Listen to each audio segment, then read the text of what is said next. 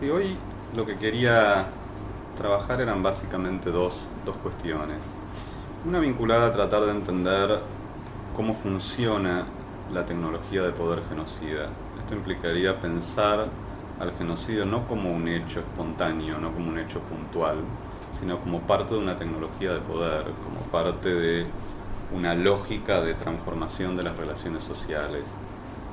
Y por otro lado, la idea era, comprendido el genocidio como tecnología de poder, pensar en las consecuencias de distintos modos de representar esos hechos genocidas, de distintos modos de narrarnos el genocidio, pensar qué consecuencias generan en el presente post-genocida, en las lógicas de desarrollo de relaciones sociales en un contexto que tiene que ver con la ocurrencia de un proceso genocida.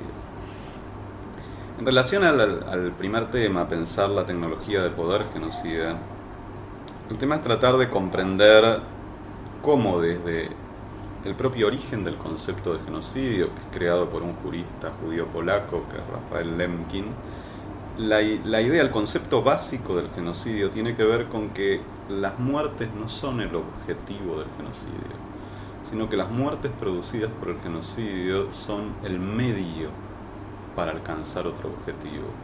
Y ese objetivo tiene que ver con el conjunto de la sociedad, con la transformación de las relaciones sociales de aquellos que quedan vivos, de aquellos que son atravesados por el terror, pero que quedan vivos dentro de la sociedad. Lemkin lo sintetizaba con mucha claridad y decía, la esencia del genocidio, el corazón del genocidio, es la destrucción de la identidad de los oprimidos y la imposición de la identidad del opresor.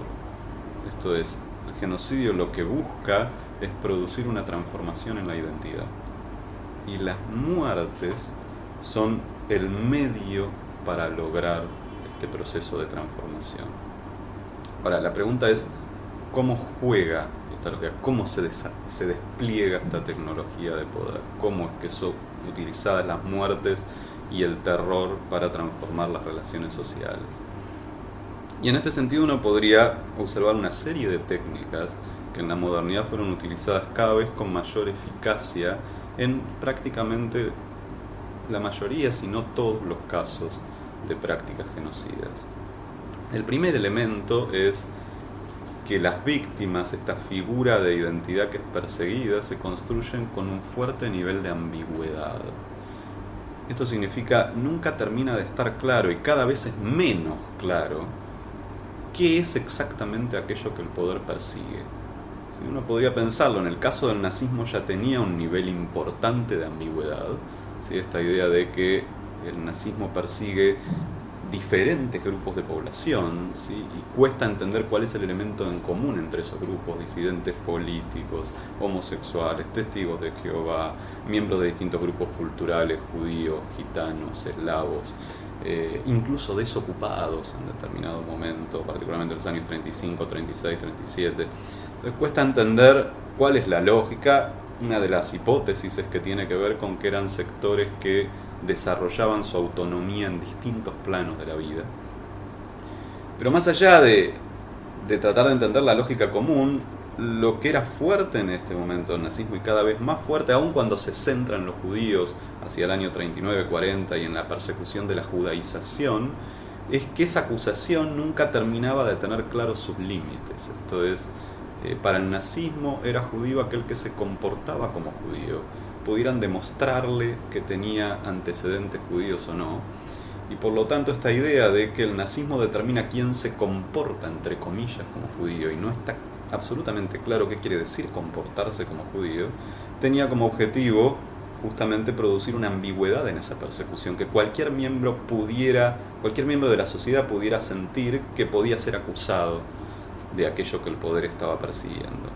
En el caso argentino esto es todavía mucho más fuerte y mucho más eficaz, ¿sí? La idea de la delincuencia subversiva es aún más ambigua que la idea de la judaización, ¿sí? ¿Qué significa ser un subversivo? Nunca fue claro desde el poder dictatorial, y es más, las declaraciones de los propios perpetradores se encargaban de ampliar y ampliar los niveles de ambigüedad, ¿sí? Videla dice en una de sus declaraciones más citadas, subversivo no es solamente quien porta un arma, sino quien busca transformar los valores de la occidentalidad cristiana, ¿sí? Por eso esta idea de la transformación de la estructura educativa, la transformación de la estructura familiar. Quizás la declaración más aterradora en cuanto a su nivel de ambigüedad fue la también muy conocida frase del que fuera gobernador de la provincia de Buenos Aires, Ibérico Saint-Jean, cuando planteaba que se iba a aniquilar a 5 grupos de población. ¿Sí? Decía, aniquilaremos a los subversivos, piensen que subversivo ya es suficientemente ambiguo, a sus cómplices, esto es, a quienes no son subversivos pero colaboran con los subversivos, a sus simpatizantes, esto es, a quienes no actúan pero tienen cierta simpatía, están medianamente de acuerdo con lo que hacen los subversivos, y luego las dos últimas categorías, la cuarta y la quinta, son las más aterradoras, ¿sí? Porque la cuarta es a los indiferentes, con lo cual aquellos que ni siquiera tienen simpatía, pero les da lo mismo que exista o no exista la subversión, y la última categoría es a los tímidos, esto es, a aquellos que aún estando en desacuerdo con la subversión, no tienen la suficiente firmeza para enfrentarla, y estos también van a ser aniquilados. Creo que el objetivo aterrador de esta frase de Saint-Jean era: cualquiera de ustedes puede ser aniquilado, ¿sí? Esta es la lógica de la ambigüedad, y se articula con la segunda técnica. La ambigüedad viene de la mano con la instigación a la delación, ¿sí? Esto es, si el conjunto de la población es aterrada en función de que cualquiera podría ser perseguido, la pregunta es: ¿cómo hacer para sobrevivir? Bueno, la respuesta del poder es: para sobrevivir hay que delatar. ¿Sí? La forma de escapar de la persecución estatal es transformarse en un delator, señalarle al poder dónde está aquello que el poder persigue. ¿Sí? Hay una serie de campañas en distintos procesos genocidas, en el nazismo, en la experiencia argentina, llamando a la población a delatar. ¿Cuál es el objetivo de esto? Que la idea de que la sociedad se ha transformado en una sociedad de delatores quiebra toda posibilidad de vínculo horizontal entre las personas. ¿Sí? Para relacionarnos con otro necesitamos confianza. ¿Sí? No hace falta que la sociedad se transforme en una sociedad de delatores para destruir la confianza, hace falta mucho menos. Hace falta que la mayoría de la población crea que todos los demás son delatores. Con eso alcanza para quebrar los vínculos de reciprocidad, quebrar los vínculos horizontales, y que cada uno sospeche y desconfíe del otro, y de este modo no pueda generarse ninguna articulación política, no pueda generarse ninguna relación de confianza horizontal que permita articular a distintas poblaciones. Y este es el modo con el que el terror opera como tecnología de poder.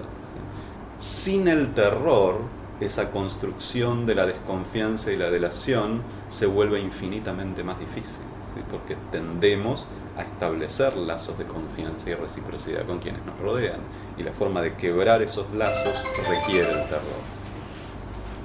Ahora, decíamos, el objetivo era, por un lado, pensar cómo funciona esta tecnología de poder, por otro lado, pensar cuáles son los efectos de distintos modos de representación de ese terror.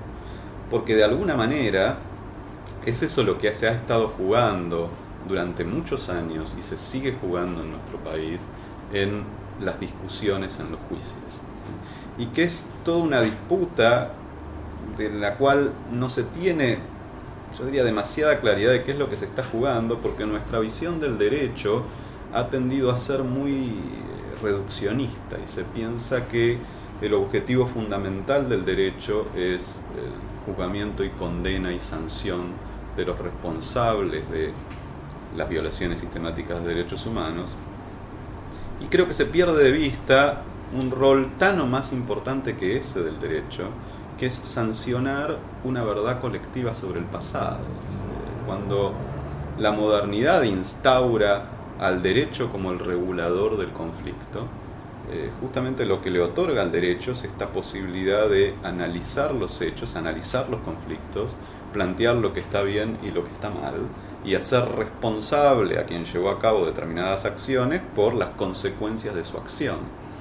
Ahora, la cuestión de la sanción es una de las maneras de hacer responsable a alguien por las consecuencias de su acción, pero no es necesariamente ni la única, ni la más efectiva, ni la más relevante.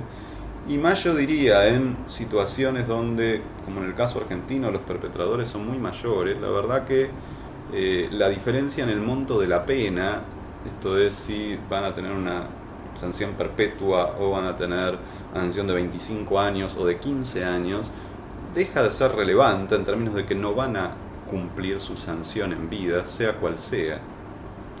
Sin embargo, el otro elemento es, a mi modo de ver, tan o más importante que la sanción, que es cómo va a saldar el derecho como representación colectiva la narración de lo que nos ocurrió.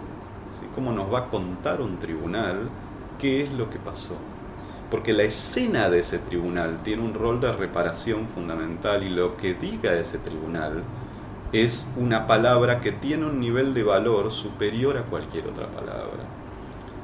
Y esto, desde las ciencias sociales, sabemos que es una ficción. ¿Sí? Esto es, uno dice, ¿por qué la palabra del tribunal tendría que ser más valiosa que la palabra de la universidad, de la iglesia o de cualquier otro ámbito colectivo? Bueno, en sí no tendría nada por lo cual ser más valiosa, pero lo real es que la modernidad ha instalado el derecho como el ámbito con ciertas reglas y lógicas, el ámbito que sanciona esa palabra colectiva, así como en el momento feudal lo fue la iglesia, ¿sí? Y así como lo que se propone desde la modernidad es que ese derecho que está siendo infinitamente golpeado, podríamos decir, en los últimos 20 o 30 años en todo el mundo, busca ser reemplazado por el nuevo actor constructor de verdad, que podríamos decir es el medio de comunicación y en particular los medios hegemónicos, cuyos niveles de democratización de la palabra son infinitamente menores que el derecho, por muy antidemocrático que pueda ser el derecho, y entonces yo diría que no parece un reemplazo por lo menos inspirador. ¿Sí?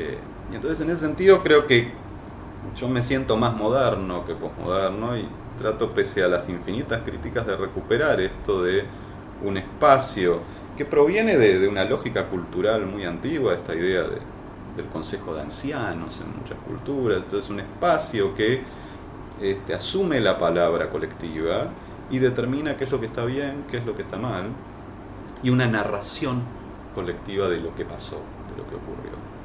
Y entonces esto es lo que da como el basamento para entender que cuando en los juicios se están llevando a cabo distintas posibles narraciones de lo que ocurrió, se producen consecuencias muy distintas para el presente y el futuro de las sociedades. Esto es, las tres grandes narraciones que han tenido mucha fuerza en la Argentina en las últimas décadas, podríamos resumirlas en tres grandes calificaciones jurídicas, ¿sí?